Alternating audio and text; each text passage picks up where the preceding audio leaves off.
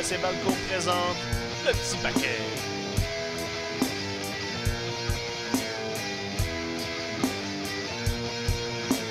Bienvenue avec nous en studio, François Côté, à mes côtés Stéphane Morneau. On salue Mathieu Poulain qui n'est pas avec nous cette semaine, qui devrait nous revenir là, tranquillement bientôt, mais qui en attendant s'est trouvé une nouvelle petite gig.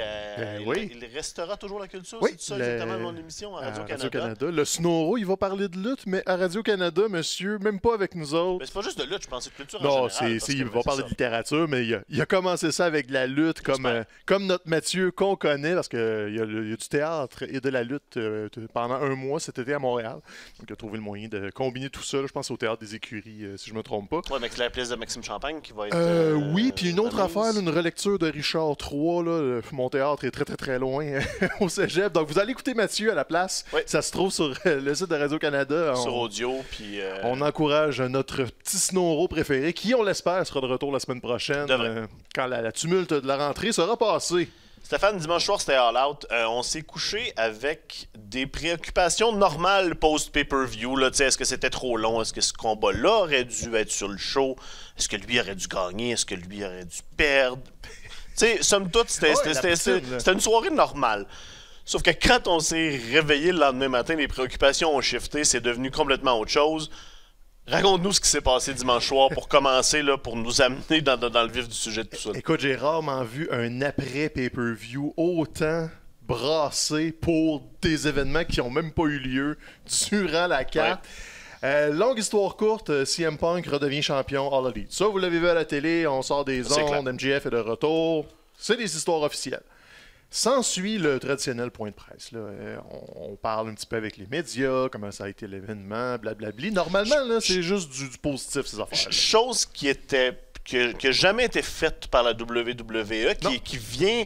c'est une chose qu'on faisait au Japon principalement, là, dans les événements de sport puis tout ça. Puis la All Elite s'est relancée dans ce pattern-là pour continuer justement d'accentuer le côté sportif crédible de la chose. Et normalement... on se le cachera pas, c'est très long, c'est très plat. C'est Tony Khan avec les nouveaux champions qui se mettent over. Puis... Mais c'est bon pour les médias, c'est qu'ils appellent ça des junkets pour les médias, c'est qu'après tu peux faire tes articles, t'as des citations. T'as des quotes, t'as des clips. Les gens écoutent pas vraiment ça normalement, sauf que CM Punk a ouvert le tout et il y avait un plan en tête, c'était de passer son message. Il y avait une crotte sur le cœur, grosse comme une maison, et il est parti sur une tirade. Il a décidé d'enterrer Colt Cabana. Il a décidé d'envoyer des gros boulets rouges sur les journalistes qui boivent les paroles de tout le monde, sauf les siennes. Des gros boulets rouges aussi sur les vice-présidents exécutifs de la All Elite, donc les Young Bucks et Kenny Omega, qui étaient en coulisses, n'étaient pas présents lors du point de presse. Tout ça à côté de Tony Khan. Et quand je dis longue tirade, là, c'est 20 minutes d'un vieux monsieur qui chiale que les jeunes... ça n'a pas ce que ça a déjà été. Punk a été amer, déçu, fâché. Il a pitché tout le monde en avant de l'autobus. On se demandait vraiment, OK, il prépare-tu un angle où il est juste complètement en train de déraper et Tony Khan a juste laissé ça aller? Moi, je pensais que c'était le début de son heel turn. Pour vrai, là, moi, quand j'ai vu ça avant la suite, je me suis dit, on pouvait pas le turner à Chicago. Mais non, évidemment, ça n'aurait pas marché.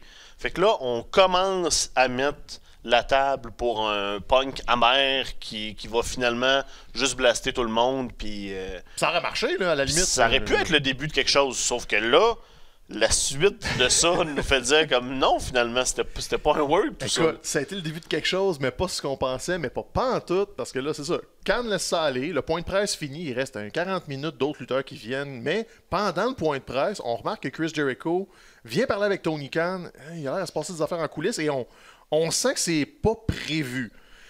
Là, ce qu'on apprend, 1 heure, 2 après, là, c'est flou, c'est qu'en coulisses, les Young Bucks et Kenny Omega étaient en 5e torpinouche, pour le dire poliment, après Punk, avec raison, parce que si vous n'avez pas écouté les propos, c'était pas vraiment pas sympathique, c'était vraiment pas ciblé lutte, là. C'était des attaques directes et personnelles.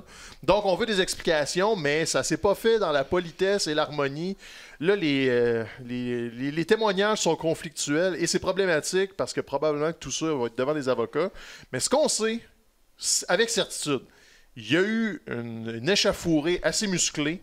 Il y a des coups qui ont été lancés, autant de la part des Bucks, d'Omega que Punk et Ace Steel qui étaient avec CM Punk. Ils sont très amis dans la vraie vie. C'était pas juste une histoire à la télé. Il y a aussi tous les producteurs qui étaient présents dans la pièce, employés de la All Elite, comme Christopher Daniels, comme Michael Nakazawa, qui font partie de l'entourage des Young Bucks, qui ont été impliqués dans cette espèce d'échauffourée-là. Donc, on parle de coups, on parle de chaises lancées, il y en a qui parlent de morsures. Ça dépend à qui vous demandez le témoignage. On ne sait pas qui a commencé quoi. C'est là où ça diverge, puis on ne veut pas se mouiller là-dessus. Parce qu'on ne sait pas encore. Puis là, il y a des personnes neutres qui ont été témoins de la scène, puis c'est probablement leur opinion éventuellement qui vont prévaloir plus sur... parce que là, présentement, c'est ça. Souvent, tout ce qu'on entend est teinté d'un bord ou de l'autre. La gang de The Elite ont beaucoup plus d'appui backstage que Punk, mais comme Punk en a quand même quelques-uns très forts. Mais au final, le résultat, c'est que clairement, tout le monde a des choses à se reprocher parce que la décision finale de Tony Khan, c'est que là, tout le monde qui a été impliqué a été suspendu. C'est ça. En fait, on le sait pas officiellement. On se doute que c'est ça. Ouais. Parce que là, c'est lundi. Là, on a tout ça, combat, gros bordel. On sait que la All Elite a quelque chose à gérer.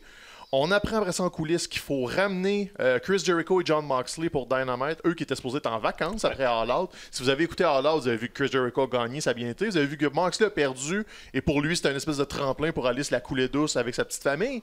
On scrape tout ça, on ramène tout le monde pour Dynamite, et là, mercredi, jusqu'à 8h moins 1, on était en mode attente parce que on ne sait pas s'il y a des véritables suspensions. On ne sait pas ce qui se passe avec les championnats.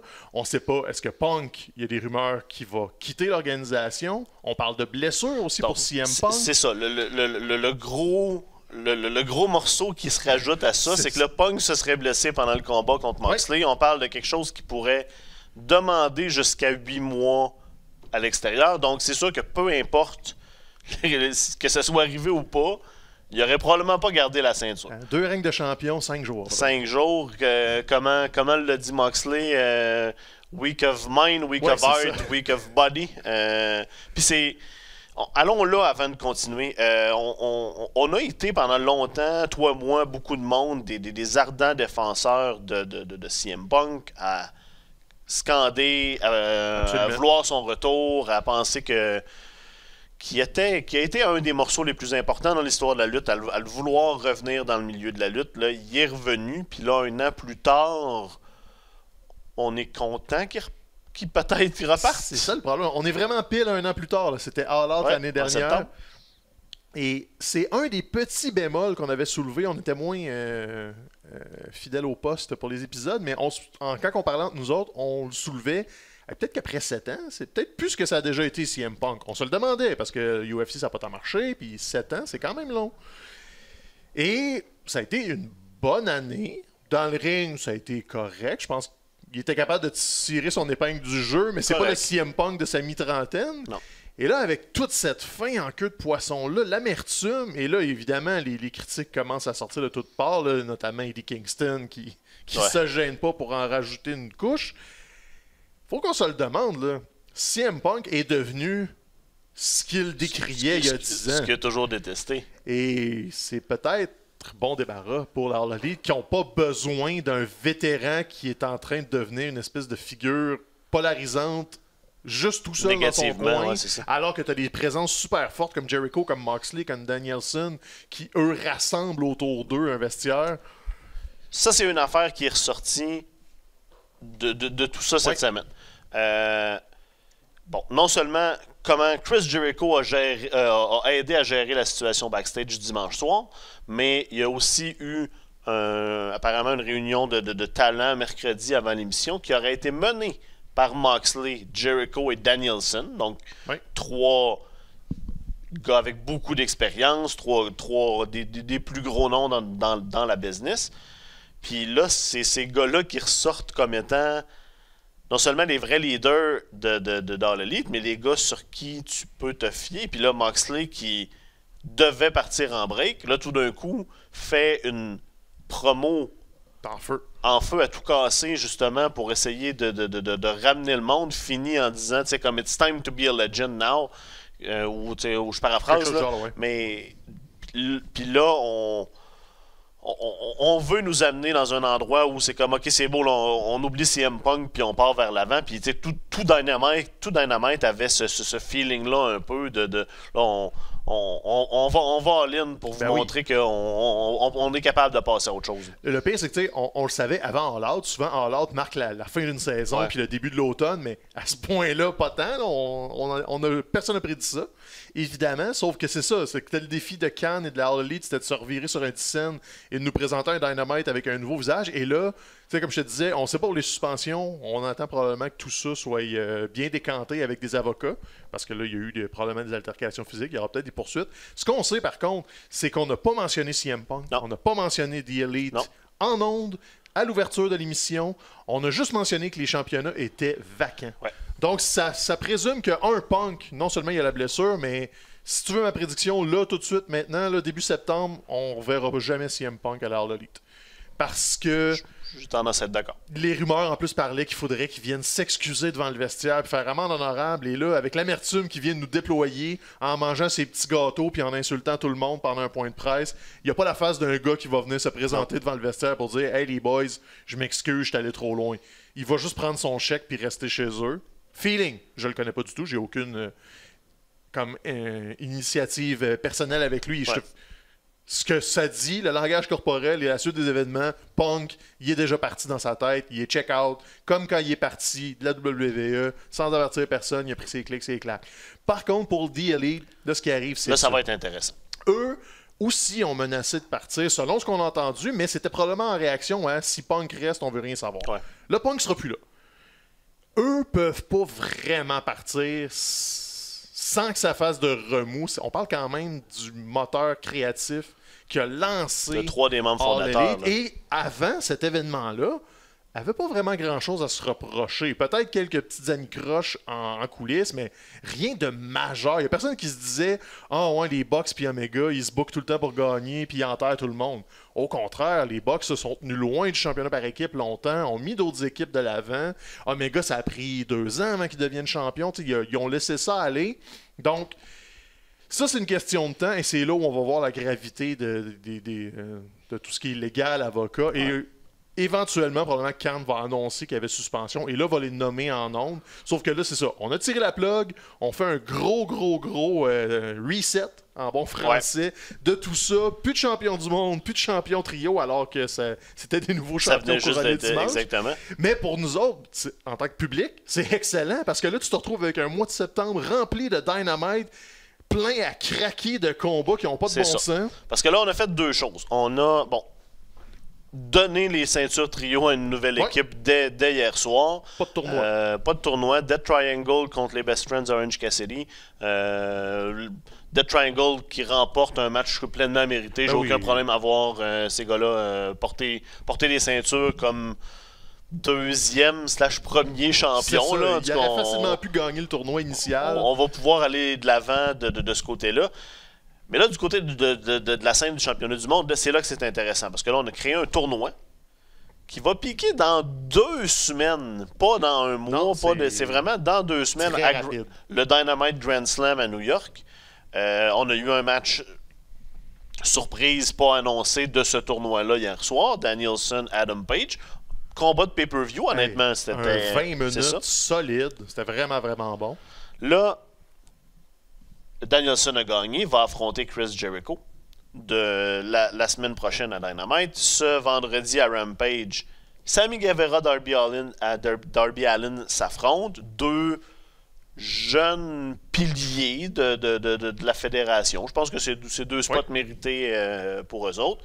Pour aller affronter Jon Moxley, encore là la semaine prochaine. Et dans 2 semaines, couronner un nouveau champion du monde en élite. T'as 4 voies possibles. Puis pour vrai, c'est intéressant de chaque bord. T'as retourné à Moxley qui a tenu la compagnie sur son dos depuis le début de l'été. Puis qui n'a jamais eu le temps vraiment d'avoir un vrai règne légitime. Absolument. T'as Chris Jericho qui est le plus gros nom, un des plus gros noms dans le business, qui a été ton premier champion. Si tu veux retourner là, tu peux. T'as Bryan Danielson qui est Un des meilleurs lutteurs au monde, Ben oui. qui n'a pas eu de titre de champion du monde encore, que c'est facile d'aller dans cette direction-là. Puis tu as l'option surprise de donner la belt à 2 jeunes qui sont là depuis le début puis que tu veux bâtir depuis le début. On spoil-tu Rampage ou on spoil pas?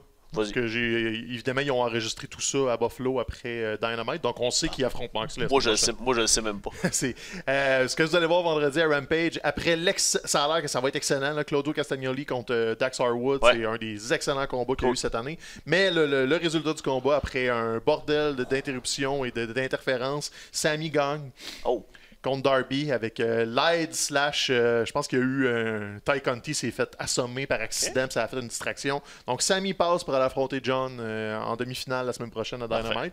Et tu te retrouves avec le trio de lutteurs qu'on mentionnait pour la réunion dans les vestiaires, les 3 vétérans et le Sami. T'as 2 gars du Blackpool de chaque côté, 2 gars de Jericho de chaque côté. Donc, t'as toutes les cartes qui se peuvent. Là. Tu peux avoir une finale toute Blackpool, une finale toute Jericho. Tu peux avoir un bon, un méchant de chaque côté qui passe. Il n'y a pas de mauvais scénario. Il y en a beaucoup de très bons, par exemple. Fait que ça, là, c'est se revirer sur un 10 cents, comme on disait. Faut que tu couronnes. Ce qui est un peu plate, ça va être le bémol que j'ai apporté là-dessus, c'est avoir su tout ça et que Punk devait le savoir, qu'il s'est déchiré le pectoral pendant le combat, parce que généralement, tu t'en rends compte quand tu te déchires un pec. tu penses? Je pense qu'il aurait pu appeler un audible dans le ring puis laisser la ceinture à Moxley, mais ça démontre que Punk était pas là pour faire de la bonne business. Non. Il était là pour avoir son moment, parce que j'ai réécouté un bout du combat pour voir justement où il s'est blessé. Il a sauté à l'extérieur du ring sur un topé puis il est tombé. Après ça, il s'est mis à vendre son coude.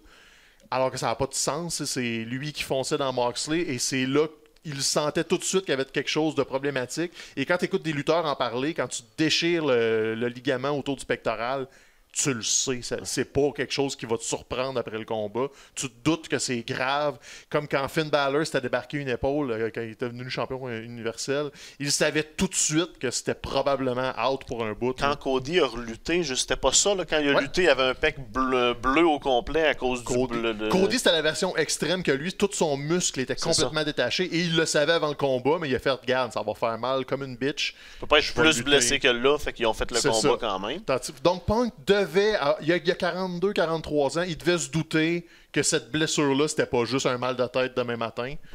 Mais c'est ça. Ça, c'est à la discrétion des lutteurs et de l'organisation de changer la direction d'un match pendant le match. C'est pas tout le monde qui fait ça. Fait qu'à la limite, tu peux pas lui en vouloir, mais j'ai un petit regret de, tant qu'à avoir fait un mini changement que Moxley le gagne, puis une semaine après, la repère, puis là, se retrouve dans un tournoi, t'aurais pu faire l'appel, être présent d'esprit avec l'arbitre, faire comme, hey, on switch ça et on se dirige ailleurs. Puis il aurait quand même pu faire son gros charabia puis envoyer promener tout le monde, mais regarde, on en est dans cette situation-là.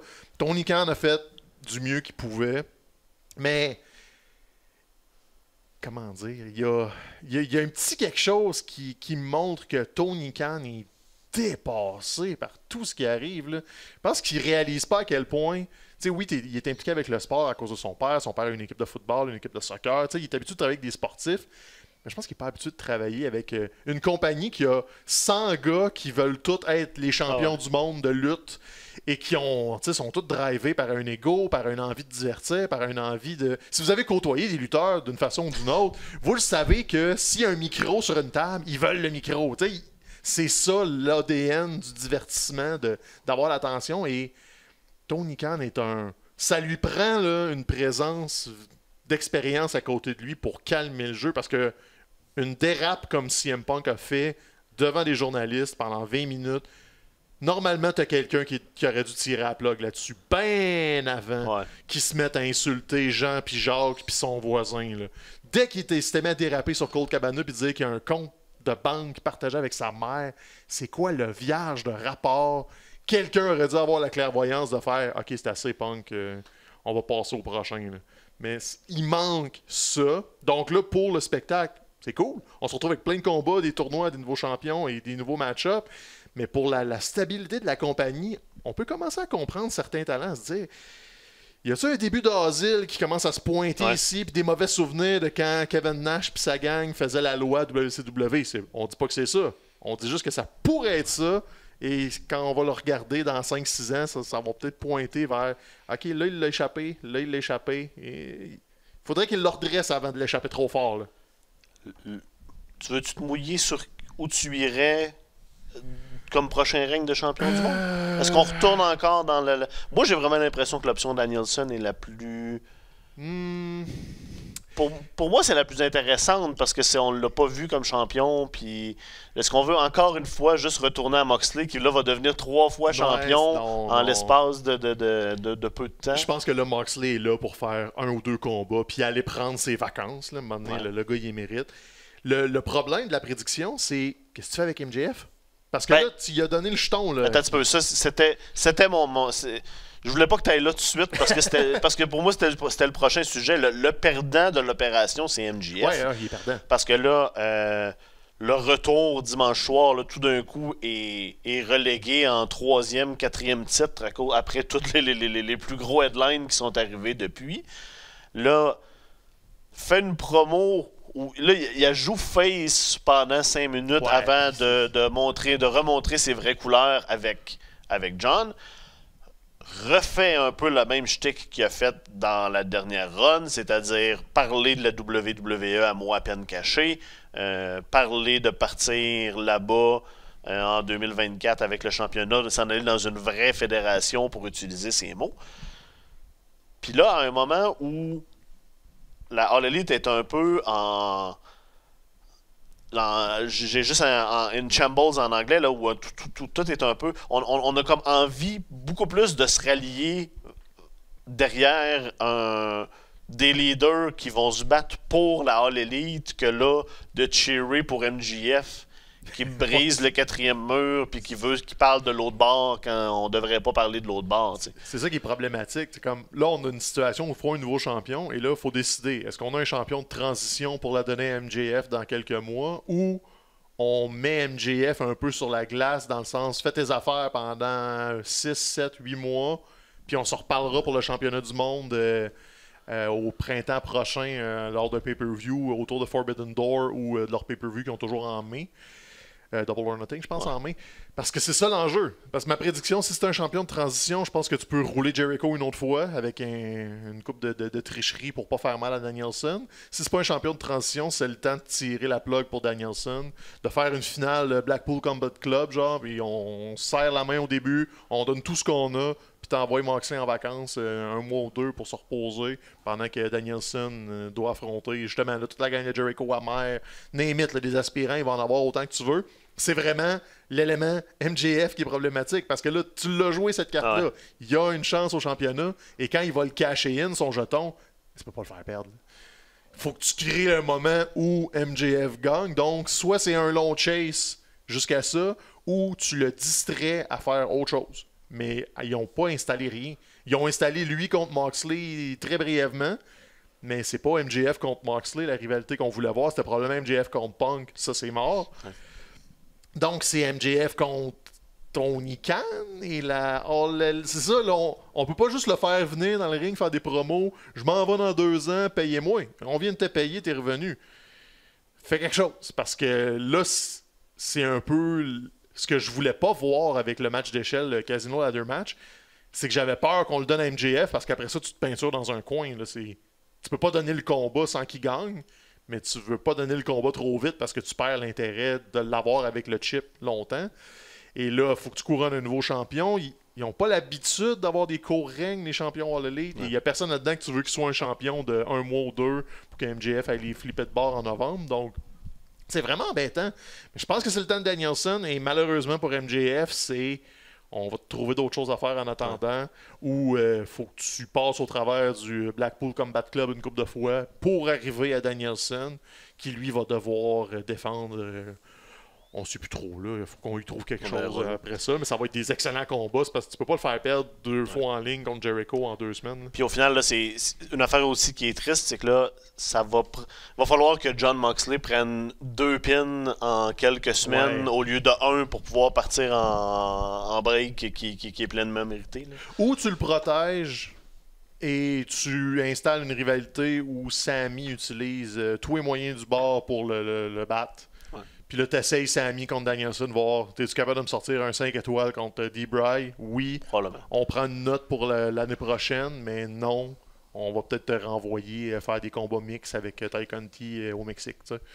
Je pense que c'est un peu mi-figue, mi-raisin, mais dans tous les cas, il y a de l'intérêt. Et y a-tu vraiment quelqu'un qui se plaindrait d'une finale Danielson-Moxley, quand ben même que Moxley irait prendre un pin? On le sait qu'on aurait un suspense dans le stade du US Open. Nous, on le présenterait à la télé. On sait qu'ils vont lui donner minimum une demi-heure. Il n'y a personne qui est perdant dans ce scénario-là. Et on pense que la santé de Danielson va bien. Fait que c'est peut-être le temps aussi de se donner un règne avant que les inquiétudes de santé reviennent. Là. C'est peut-être là où jamais. On veut tout le voir un peu champion du monde. Là.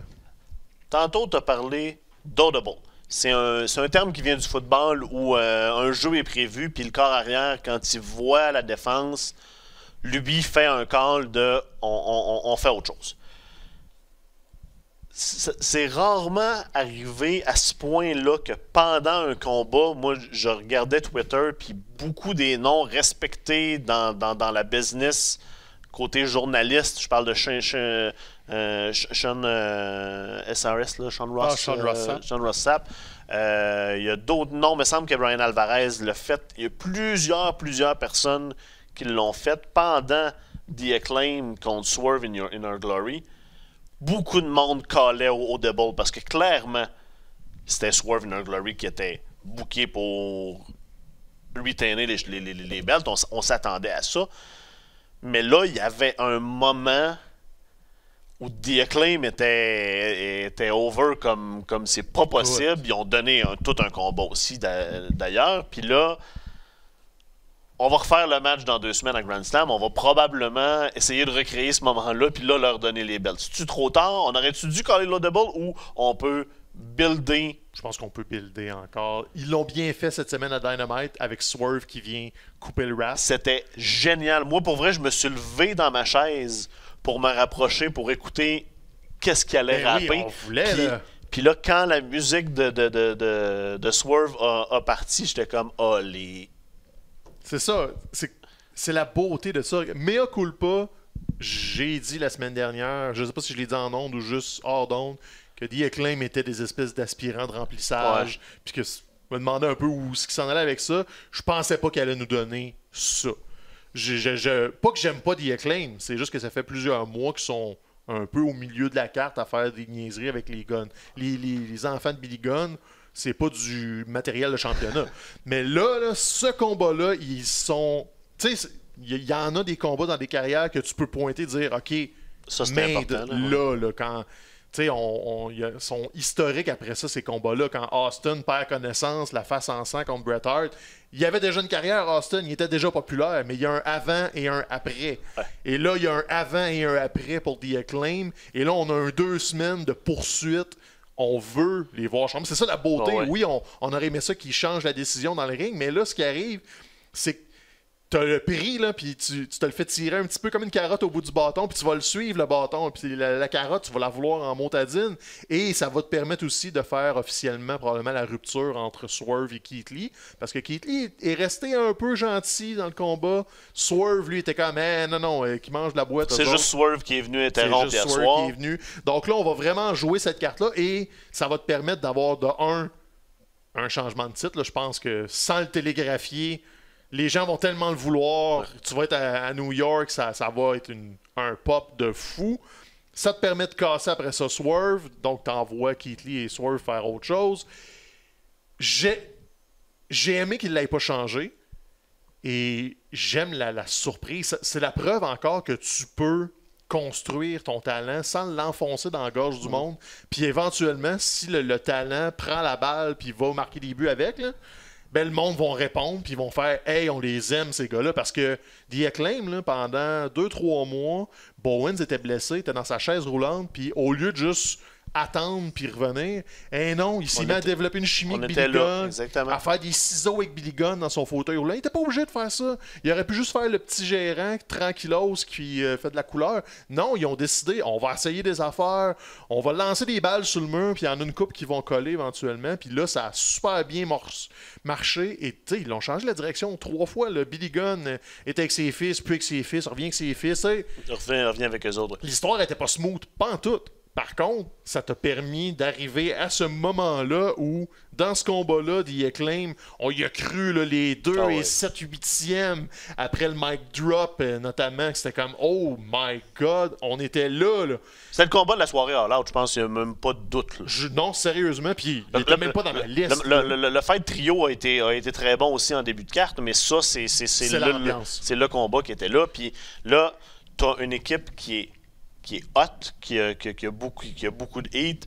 Papacu aussi. Et en fait, c'est drôle de voir la face de Billy Gunn des fois qui croit pas de comment là il est over en 2022. Puis il a raison de plus y croire, parce que la dernière fois qu'il est over comme ça, c'est genre en 99. Ah, là, ça fait vraiment 20 ans. Là. Exactement. Puis là, je pense qu'il y a une opportunité.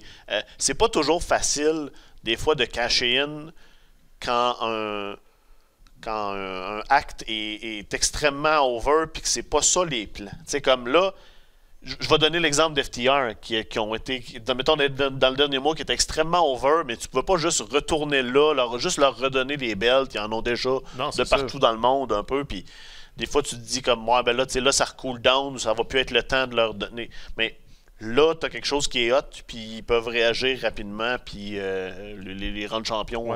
Puis on n'a pas perdu de temps. Là. Le combat était annoncé tout de suite. Le combat, tu sais, pas besoin de raison. Ils sont red hot. Ils ont passé à 1 seconde de devenir champion. Tony Khan fait c'est beau. Combat retour. Personne va faire comme moi. Je pense pas qu'il mérite un rematch tout de suite. Eh non. Le build est parfait là-dessus. Et en plus, là, ça te donne plein de nouveaux match-ups le fun parce que The Acclaim, ils se sont pas de temps, ils se sont frottés aux Young Bucks et tout ça, mais c'était des combats rapides, c'était dans le temps qu'ils étaient en ascension. Donc là, tu me donnes un The Acclaim FTR dans 1 mois ou 2. On n'est pas à la même place que l'année passée quand The Acclaim venait jobber contre FTR. Là. On a 2 équipes super hot. Et c'est la beauté d'avoir un bassin de talent profond comme ça. C'est que tu n'es pas obligé de toujours piger dans les talents des autres. The Acclaim, c'est à la All Elite. Il n'était rien avant d'être à All Elite. Ils ont mis ensemble, ils ont monté ensemble. Donc c'est à eux, ils peuvent miser là-dessus. Et belle surprise, il faut l'avouer là, quand on se trompe. Puis moi, je pensais que ça allait être un combat juste de remplissage. Et effectivement, combat de la soirée pour l'ambiance, pour la performance. Puis genre... The Acclaim est passé d'un truc que je trouve sympathique à... C'est du must-watch TV, là, présentement. Oui. Quand la musique part, OK, faut que j'écoute ce qui va se passer. On avait beau dire que Max Caster était le moins doué des deux dans le ring, mais il fait le travail qu'il a à faire. Ouais, le mic skill est important aussi. Puis même à ça, il a tenu son bout dans le ring aussi dimanche. Il y a de l'athlétisme et le manque d'expérience. Donc ça, tu lui donnes des répétitions, ça va venir. Et c'était un solide combat. Mercredi, le main event de Dynamite, Wheeler Yuta défendait son championnat de la pureté ROH contre Daniel Garcia. Puis là, c'est quand même un autre exemple d'une histoire bien racontée où au final, là, Daniel Garcia qui se cherche entre le divertissement sportif puis la lutte représentée par Jericho puis Danielson, puis là, remporte le championnat de pureté qui est lié à la lutte pure depuis toujours. Fait que là, ça va être... C'est un beau moment, ça va être intéressant de voir où ça continue d'aller. C'est super bien ficelé, puis en plus, ça te donne du jus pour Danielson Jericho la semaine prochaine, parce que là, les deux veulent être l'ange puis le démon en haut de l'épaule de Daniel Garcia. On dirait qu'ils se le tiraillent un peu. Fait que ça, honnêtement, ça fait quoi, 3-4 semaines qu'ils tirent ça, puis... Je peux pas dire que c'est mauvais. Et c'est juste du bon pour Daniel Garcia qui n'a pas encore le charisme d'une super vedette. Non. Mais là, tu l'as laissé parler avec la lutte. Tu l'as laissé parler devant son monde. Il était à Buffalo, il était devant ses partisans. Donc, le pop était monstrueux. Tu sais, quand on dit que c'est pas obligé d'être compliqué, là, la E a passé 15 ans à faire exprès de pas capitaliser sur... Le monde veut le voir gagner, le gars de la place quand il est dans la place. C'est pas obligé de toujours donner un championnat. Mais là, ça a donné que c'est ça ton combat. Donne-y le championnat, ça marche, qu'il y a des feux, des confettis, puis tout le monde capote. Pourquoi tu te prives d'avoir ces moments-là quand ils sont à ta portée? Et c'est juste du bon pour Daniel Garcia. Wheeler Yuta a fait le travail qu'il avait à faire avec le championnat pur. Mon bémol. J'ai un peu hâte que la Ring of Honor ait un contrat télé parce que là... Il y a une vraie existence, là, ouais. Ça commence à faire beaucoup de ceintures qui sont défendues et le public All Elite était pas forcément réceptif au règlement de la lutte pure. Ouais. Ils voulaient que les deux comme frappent fort puis aient un combat All Elite. Et là, il y avait les bris de câble, il y avait l'arbitre qui avertit pour les coups de poing dans le visage. les gens n'ont pas été habitués à ça. Oui, tu pourrais leur montrer plus souvent, mais la vraie solution, c'est mais tu pourrais aussi mettre Ring of Honor sur un autre réseau et garder. Parce que là, Claudio arrête pas de défendre le championnat Ring of Honor à Rampage. C'est le fun, on voit lutter Claudio, mais c'est le champion de Ring of Honor, on est à Rampage. Pouvez-vous juste. Faites-moi un bel organigramme Ring of Honor, faites leur affaire, puis une fois de temps en temps, faites-moi un match intéressant. Sauf que là, les ceintures ROH sont juste défendues à l'All Elite. Il serait temps qu'on se sépare un peu mieux, parce que là, quand tu fais le décompte des ceintures qu'il y a à l'All Elite, tu commences à en avoir un char et une barge. Oh oui, c'est beaucoup. Puis quand il faut expliquer, mettons, à des gens qui sont pas extrêmement familiers avec le produit, c'est ça, puis là, c'est comme, bon, OK, ça, c'est une ancienne fédération que là, le boss a acheté, puis là, on voit, tu sais, ça devient un peu... non, ça peut devenir mélangeant. Je suis d'accord avec toi qu'il va falloir éventuellement qu'il y ait ça vient aussi mélangeant que comme dans le temps où Jim Cornette arrivait avec les ceintures de sa Smoky Mountain à Raw, pis t'es comme... On s'en fout, Smoky Mountain, comme... T'es qui toi? Va-t'en. Puis le monde comprenait rien que... C'est les nouveaux Midnight Express qui étaient champions par équipe, mais pas les champions par équipe. Là, comme... Qui vous autres? Parce que là, déjà, t'as beaucoup de belts en plus en partant en l'élite. Là, t'as aussi la belt qui est pas vraiment une belt, mais qui est défendue, tu sais. Avec un moment donné, faut que tu fasses des décisions. Puis là, c'est comme... Je pense que la plus simple, ça serait ROH, package-moi ça d'un côté, puis arrête d'avoir tout le temps les deux. À la limite, ça ajoutait, je trouve, quand il y avait la porte interdite, puis que là, Kenny Omega était champion d'Impact, puis là, t'as FTR qui est champion du Mexique, mais là, c'est comme clair que c'est des championnats d'ailleurs. Sauf que les championnats de Ring of Honor sont pas ailleurs, sont dans ta compagnie. Donc, c'est un petit bémol. C'est très cool pour Daniel Garcia, ça va lui donner une histoire claire aussi, mais c'est ça. Les combats de pureté à Dynamite, je suis pas sûr que les gens en veulent tant que ça. C'est une niche quand même. Même nous autres, même pendant notre bout de c'est devenu... Le règne de Jonathan Gresham, là, je peux pas dire que j'étais au bout de mon siège. C'est ça. C'était bien correct, là, mais... Quand on a fait un tournoi complet, là, justement, c'était devenu un peu redondant. Dans lequel Wheeler Yuta participait d'ailleurs, avant qu'il soit intéressant. Il a jobbé dans ce tournoi-là. C'est vrai, j'avais oublié ça. Puis c'est ça. C'était pas si divertissant que ça. Du côté de la WWE, c'était Clash at the Castle qui passe plutôt dans le beurre. Ce qu'on retient, c'est une autre victoire de Roman Reigns qui faisait en plus clairement pas l'affaire des fans. Là, on a réagi très fortement. Il y était beaucoup à Cardiff qui voulaient voir Drew gagner. 60 000 plus, je pense. C'était un stade de soccer bien rempli. Mais, tu sais, c'était... Ça revient là, ça revient encore à... Non, faut pas être surpris. Il perdra pas avant Mania, certainement. Puis ça revient à juste exactement ce qu'on disait la semaine passée. Là, si Drew McIntyre peut pas battre Roman Reigns, qui va le faire? C'est ça le problème. Là, ils ont rajouté la twist que ça prenait un membre de la famille de plus. Donc, on appelle celui Sikoa d'NXT, qui est le cousin des Usos. Puis c'est correct. Rajoute du monde dans ton clan, ça rajoute des éléments à tout ça. Mais il y a aussi l'aspect contre-programmation. Là, on parle de Clash at the Castle qui est passé dans le beurre parce que c'était l'après-midi pour nous autres. C'était quand même un gros événement. Mais il y a clairement une manœuvre volontaire de mettre un spectacle NXT la même journée que All Out. Là, c'est pas... si vous pensez que c'est une coïncidence, là, vous êtes un brin naïf. Là. Il y a une volonté de contre-programmation qui est faite ici de la part de la WWE. Même s'ils disent qu'il n'y a pas de réelle compétition puis que Triple H va aller dire en entrevue que ils ont battu notre... Bravo, ils ont battu notre brand développement. Mais chapeau champion. Mais il s'est battu longtemps contre cette appellation-là. Mais là, c'est ça. Là, c'est comme ils disent... Everything is fair in war. Là. En tout cas, j'ai complètement fucké l'expression. Mais en gros, c'est que tu sais... Le Triple H est parti en guerre. Triple H a des responsabilités officielles de plus. Là, il a été nommé... il est chef de créatif. Bref, CCO, je pense. Là. Il est boss de tout ce qui va être dans le contenu, tandis que Stephanie McMahon est plus boss de l'organisation.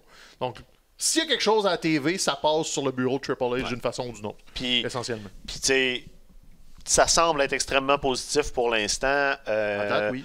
Il y a plein de niaisages de Vince qu'on a walké back. On a redonné Tommaso à Ciampa. On a redonné Matt à Riddle.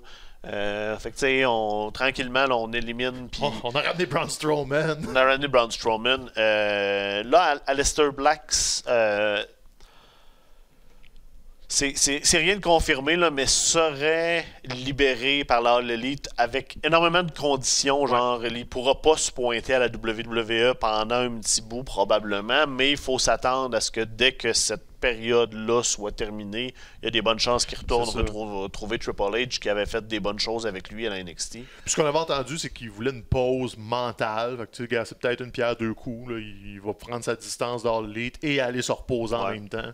Puis on verra après ça dans un nombre de temps s'il revient ou non. C'est quand même triste. Là. J'aimais bien ça, moi, le House of Black. Ça laisse les deux autres un peu dans le néant. Qu'est-ce que tu fais après ça avec l'ancien Buddy Murphy qui est rendu je sais plus qui, je me rappelle son nom, là. Buddy Matthews? Ouais, Matthews, c'est ça.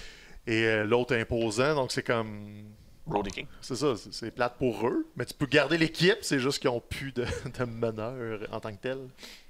House of Black, est-ce que... Tu sais, je veux dire, c'est trois lutteurs qu'on aime. On aime Aleister Black, quand la gimmick fonctionnait.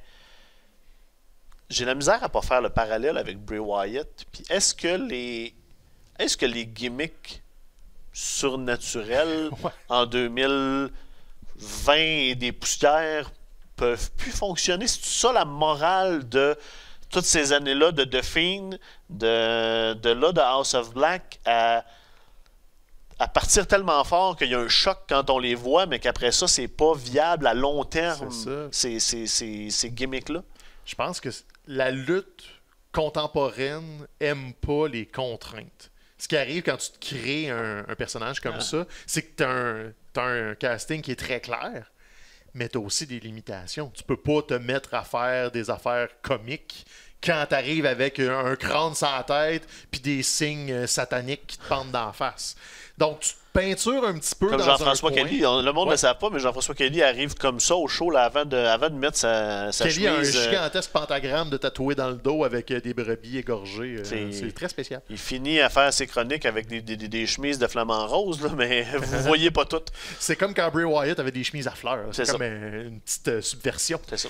Donc, tu sais, ça fonctionnait dans les années 90. Puis encore là, on dit ça fonctionnait. Ça a fonctionné une fois. C'est ça. Puis Taker a eu des hauts et puis des bas aussi. Là. Ça n'a pas été juste un succès toute la carrière de Taker. Là. Si vous creusez un petit peu, pour ça d'aller si loin que ça pour trouver des périodes moins... Le Ministry of Darkness, là, c'était une longue période. Il y a des bons moments. Mais il y a on se souvient des bons. C'est ça. On oublie que... Il y a beaucoup de médiennes, puis de patentes obscures, puis de viscéra avec des yeux blancs tout croche, et t'avais juste Taker avec sa barbe louche qui dirigeait le trafic. Il y a beaucoup de pilotes automatiques là-dedans. Donc, le surnaturel, concrètement, ça a marché une fois, et ça a marché parce que c'était Mark Calaway qui est en dessous du chapeau. Donc, c'est un peu ça. Bray Wyatt, ça a marché un certain temps parce qu'il y a un génie créatif, mais il devient son propre ennemi parce qu'après ça, t'as trop d'idées pour le véhicule que t'as et tu peux pas tout faire. Le Fiend, là... Puis tu peux pas jamais perdre, tu sais, c'est ça. Puis le Fiend a dérapé quand ça a commencé à être trop comique, je m'excuse, mais le Fiend est supposé être terrifiant. Mais là, t'as des segments en coulisses où il fait rire tout le monde, des combats cinématiques avec des marionnettes, puis là, t'es comme... C'est plein de bonnes idées, mais c'est comme si t'essayes de squeezer un stand-up de Louis-José Hood dans un film d'horreur de Patrick Sénécal.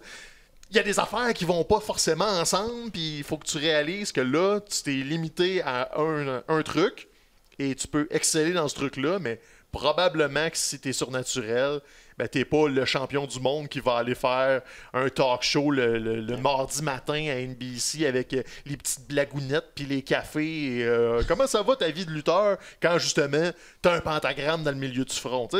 C'est ce problème-là d'être trop casté dans un monde réaliste. On a appris le départ de Pat McAfee de la WWE. Il a pris une job pour décrire le college football, je pense, avec apparemment l'approbation de Triple H là, qui l'encourage dans sa carrière. Honnêtement, je pense que c'est une perte. Pat McAfee a fait un excellent travail depuis les dernières années. Puis souvent, on le voit pas à la télé. Je m'en suis rendu compte quand on est allé à SmackDown à Montréal. McAfee, il est debout sur sa chaise pendant les combats. Il donne du jus, puis du jus. de la couleur. C'est ça qu'il apporte.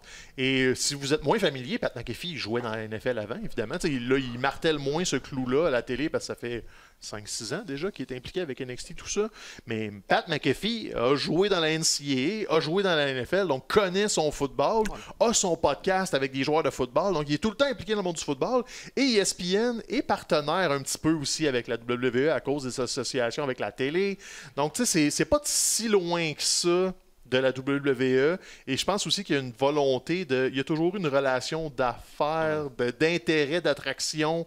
Coachman, notamment, qui avait passé à ESPN. Des fois, ESPN invite les lutteurs. Donc, on aime ça avoir des anciens talents ou des anciens staffs à être sur d'autres médias traditionnels, mainstream, qui après... qui vont parler aussi du produit on the side. Puis je pense que c'est des gros bidous aussi pour McAfee, c'est juste du bon parce que là, lui, il prend une pause de SmackDown, va aller faire les matchs la fin de semaine, c'est les samedis pour la NCAA, va continuer son podcast. Lui, son brand va grossir. Donc, quand il va revenir après ça à la WWE, Triple H, il n'est pas fou. Je suis comme, hey, quand je vais remettre McAfee dans un combat à WrestleMania, mais là, j'ai les gens qui l'écoutent au football la fin de semaine qui vont se dire, ouais, le commentateur de la NCAA va aller se battre dans une cage contre peu importe qui.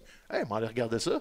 Donc, tout ça, c'est juste de l'intérêt commercial, puis c'est de la bonne business parce que tu fais plaisir à Pat McAfee, tu le rends heureux, tu veux qu'il soit associé à ton produit longtemps, et il n'y a rien de négatif là-dedans. Comme quand tu signes un Logan Paul, tu peux être contre le fait que Logan Paul lutte, mais tu peux pas être contre le fait qu'il y a bien des yeux qui vont vouloir voir Logan Paul manger un coup de chaise d'en face.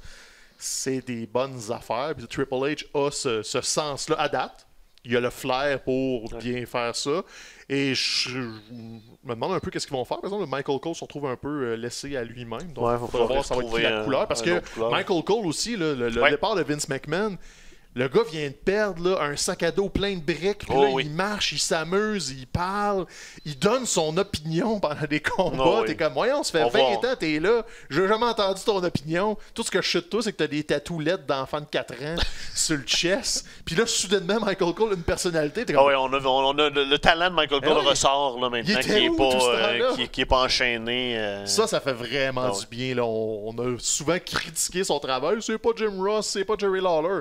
Mais il est bon, le gars. C'est juste qu'il était limité puis avec un vieux sénile qui écrit des oreilles à tous les jours. À un moment donné, tu te tannes. Au Japon, c'est assez tranquille. Là. Je pense qu'on est dans notre période tranquille là, avant qu'on commence le road vers Wrestle Kingdom en janvier. Ouais, c'est ça. Là, on attend de voir contre qui Okada va défendre la valise. Il va sûrement aller affronter des gens contre qui il a perdu dans le J1. Jay White est encore champion. C'est très... Il y a des trucs à écouter, c'est quand même le fun, mais c'est le on est sur le note un peu, là, c'est ça. Ça va reprendre dans un mois, où là, on va commencer à avoir des vrais combats, on va placer les cartes pour Wrestle Kingdom, mais là, tout le beau bordel d'après All Out, ça met peut-être sur la glace l'implication de... On espérait un Kenny Omega à Wrestle Kingdom, peut-être contre Will Ospreay. Peut-être que tous ces plans-là viennent de prendre le bord. Ah, ça serait plate, ça. Ça serait une triste conséquence de tout ça. Vraiment plate, parce que arrêter un cibole de bon combat. Moi, j'ai l'impression que ces trois gars-là ont... De ce qu'on connaît d'eux, de ce qu'on a entendu d'eux, moi, j'ai lu la bio des Young Bucks, puis moi, j'ai l'impression et l'espoir qu'ils vont être capables de revenir là, après la suspension, de faire amende devant le locker room, on a mal géré la situation, on a mal réagi. On n'aurait pas dû faire ça comme ça, puis qu'on puisse après ça les ramener. Surtout qu'eux, dans l'histoire, leur travers, c'est d'avoir été trop réactifs à ce que Punk a dit. Concrètement, ils n'ont rien dit, ils n'ont pas enterré personne. Non. Ils sont allés se battre, puis tu règles pas tes problèmes comme ça quand tu es un adulte. Tu vas pas te battre avec le gars qui dit des affaires pas fines. Leçon de vie pour tous et toutes, tu te bats pas. Donc, c'est la leçon qu'ils vont apprendre de tout ça. Je pense pas que tu peux pas ne pas en revenir. Oui, c'est pas correct, mais c'est pas irréparable. Moment culturel de fin de show. Bon, premièrement, il faut écouter Il y a toujours de la culture sur les ondes de Radio-Canada avec Mathieu Poulain à la chronique. Le torpinouche de Mathieu Poulain. Le beau Mathieu Poulain. Il est tellement beau. Même il est pas là. Fait que là, c'est un torpinouche. Ah, okay. Il me manque. Toi, dès qu'il est pas là... Il va devenir beau quand je vais pouvoir y toucher. OK. Mais pas, en tout cas, on ne pourra pas y toucher tout de suite pour commencer. En tout cas, on verra la semaine prochaine. On écoute quoi? On regarde quoi? On lit quoi? Je t'amène ailleurs cette semaine. Je t'amène dans une balado-diffusion. OK. C'est en anglais, par contre, donc désolé pour les francophiles. En marge de la Coupe du Monde qui va être au Qatar, même si on déteste le fait que la Coupe du Monde est au Qatar, Oui. on commence à parler de foot chez nos voisins européens, de soccer. Et les amis sur le Ringer Podcast Network, ça fait déjà 4 ou 5 semaines que c'est commencé. La série s'appelle 22 Goals. C'est un journaliste, auteur qui revisite des buts marquants de l'histoire de la Coupe du Monde. Mais c'est honnêtement, la production est complètement folle. C'est super travaillé. C'est comme s'il te racontait une histoire, il y a des recherches. Il va creuser dans l'historique des joueurs. Comme par exemple, il va parler du but d'Mbappé quand il avait 18 ans à la Coupe du Monde de la France. Mais tu sais, il va te raconter l'histoire de Mbappé. Il va te dire pourquoi c'est important. Puis même si t'es juste en audio puis que tu vois pas les buts, C'est génial. Il manque pas quelque chose. Non? Il va te guider comme, à la limite, aller regarder tel but sur YouTube, mais il va te mettre l'audio. OK. Il va te raconter tout ce qui se passe. Il va te raconter pourquoi Ronaldo, le vrai Ronaldo, pas le Ronaldo du Portugal, mais R9, le Ronaldo du Brésil, est la plus belle merveille de l'histoire de l'humanité. Et le gars est tellement envoûtant que, tu sais, je les écoute dans mon auto, là, puis je suis comme... j'en écoutais un, justement, en revenant de Dynamite hier, et c'est léger, il y a de la production, de la petite musique, il t'amène à des places. Le gars est un peu poète, c'est bords, fait qu'il il transporte avec lui dans sa passion du soccer, et même si t'es moins fan de foot, c'est beau de voir à quel point les amateurs de soccer sont contagieux quand ils essaient de te convaincre que c'est la plus belle affaire au monde de voir des gars taper sur un ballon avec le pied. Puis c'est difficile de ne pas embarquer dans le trip. Puis cette série-là, le 22 Goals, honnêtement, je suis vraiment hype pour la Coupe du Monde. Le Stéphane de 2002 se serait mis un gun dans la bouche s'il avait su que t'allais finir par hyper un podcast de soccer. T'as pas aidé. Puis écoute, même sur les joueurs que je connais moins, il y en avait un sur Dennis Bergkamp que je connaissais juste de nom. Puis je suis comme, hey, t'as peu, j'ai le goût de revisiter le football des Pays-Bas des années 90. C'est vraiment, vraiment solide. Alright, ben écoute, on regarde ça.